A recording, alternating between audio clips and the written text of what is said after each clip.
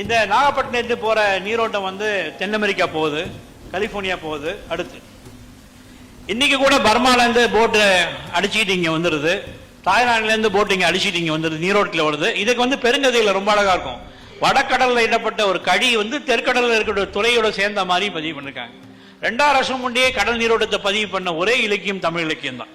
அடுத்து இந்த ரிசர்ச்சை வந்து ஒரு எமோஷனல பண்ணல. இந்த ரிசர்ச் வந்து RFID ரேடியோ ஃப்ரீக்வன்சி ஐடென்டிஃபிகேஷன் இந்த முறையில் இந்த ரிசர்ச்சை ஒரு முழுமையான சயின்ஸ் கோட்பாடுகளையே இந்த ரிசர்ச் கொண்டு போயிட்டு இருக்கோம். அடுத்து செங்கடல்ல இருந்து பாரசீகம் போகக்கூடிய ஆமை வழி, மாலதீவு போகக்கூடிய ஆமை வழி. அடுத்து ஆஸ்திரேலியால இருந்து கலிபோர்னியா இருக்க தமியனுக்கு போகக்கூடிய ஆமை வழி 1 வருஷம் ஆகுது போறதுக்கு, திரும்பி வர்றதுக்கு 6 மாசம் ஆகுது. அடுத்து இது வந்து ஸ்பெயின்ல இருந்து வெஸ்ட் இண்டீஸுக்கு போகக்கூடிய ஆமை வழி. அடுத்து இது கலிங்கத்திலிருந்து இலங்கைக்கு வரக்கூடிய ஆமை வழி. அடுத்து இது பசிபிக் கடல்ல தமிழர்கள் போனதுக்கான சாட்சி. எத்தனையோ ஆமை வழிகள் இன்னைக்கும் இருக்கு. இன்னைக்கு எத்தனையோ பழங்குடிகள் அங்க தமிழ் பழங்குடிகளா இருக்கிறாங்க. அடுத்து இது இந்த ஒரு அடிப்படையில் தான் இலங்கையிலிருந்து மக்கள் புலம்பெயர்ந்தப்ப, கடல்ல புலம்பெயர்ந்தப்ப மீனவர்களுக்கு மட்டுமே தெரிந்த கடல் நீரோட்டத்தில் தான் தப்பிக்கிறாங்க. நீங்க கேட்கலாம், எப்படி இலங்கை மீனவர்கள் இங்க இருந்து ஆஸ்திரேலியா போனாங்க, எப்படி இலங்கை மீனவர்கள் கம்போடியால இருந்து கனடாவுக்கு போனாங்கன்னு பாக்குறப்ப இந்த மீனவர்களுக்கு தெரிஞ்ச அந்த கடல் நீரோட்ட வழியில் தான் போயிருக்கிறாங்க. அடுத்து இன்னைக்கு மெக்சிகோ கடலுக்கு பேர் ஏரின்னு தான் சொல்றாங்க. அந்த கடலையே ஏரியா பார்த்த தமிழ் சமூகம் இங்கே பே ஆஃப் பெங்கால சோழ ஏரியா பார்த்த தமிழ் சமூகமா தான் இருக்கிறாங்க. அடுத்து இந்தியா முழுக்கும் இந்த ஆமைகள் வந்து போராடம் இன்னைக்கும் தமிழ் பேர்ல தான் இருக்கு. குஜராத்தில் ஓடத்தார், கர்நாடகாவில் பனம்பூர், ஒரிசால கலிங்கப்பட்டினம், இங்க நெல்லூர், மசிலிப்பட்டினம், இந்த பகுதி எல்லாமே நெல்லூர் போற அந்த ஆறு போய் வடபெண்ணை ஆறு போய் சேர இடம் பார்க்கறப்ப முழுக்க முழுக்க பட்டினம்ன்ற பேர்லயே தான் வருது. அடுத்து இந்த ஆமையை நம்ம இந்த கதையில் தான் வச்சிருக்கோம்.